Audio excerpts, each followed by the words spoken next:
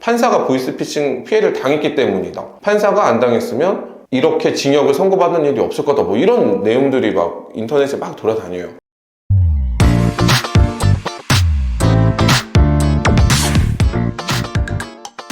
사회적으로 보이스피싱 굉장히 문제가 되고 있습니다. 보이스피싱 같은 경우에는 총책이 있고 중간책이 있을 거고 현금을 인출하거나 운반하는 책, 이렇게 세 가지로 좀 구분할 수 있을 건데요. 저 가장 나쁜 놈은 누구겠어요?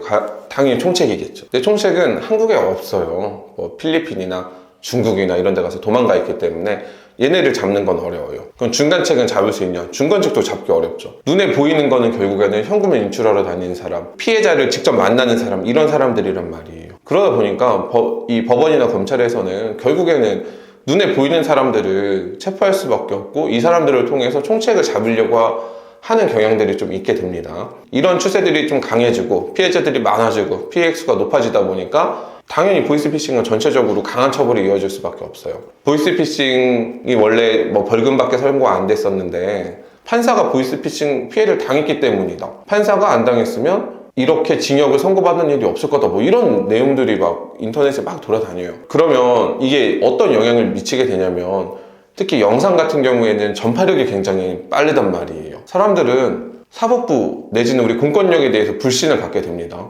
이런 게 달리면 달릴수록 계속 사회적으로도 불안하고 이렇게 갈등이 생기게 되는 것 같아요.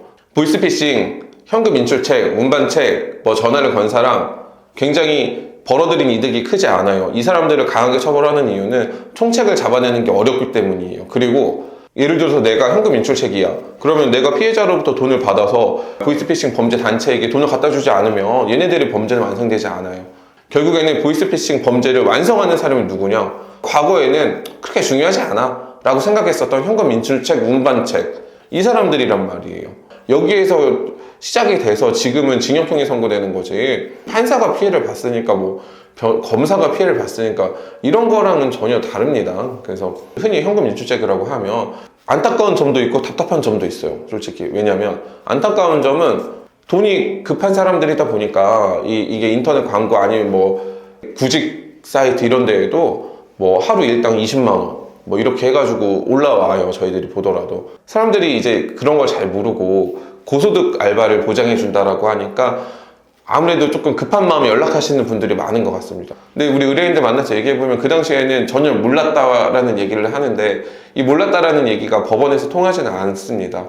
더 중요한 건 내가 무심코 한 행동 때문에 누군가의 굉장히 큰 재산이 이 보이스피싱 범죄자들에게 빼앗길 수 있고, 이게 단순히 돈만 뺏기는 거에서 끝나는 게 아니라 그 사람들이 어떤 인생이 조금 무너질 수 있다는 점 때문에 조금 더 고민을 하셨으면 좋겠습니다. 보이스피싱 아무래도 경찰이나 검찰 인력들도 많이 수사를 하고 있는 걸로 알고 있기는 하고, 이게 사이버 범죄 수사팀이 있단 말이에요. 근데 그렇긴 한데 인력을 더 확충해서 완전히 보이스피싱 범죄는 좀 사라졌으면 하는 마음이 있습니다.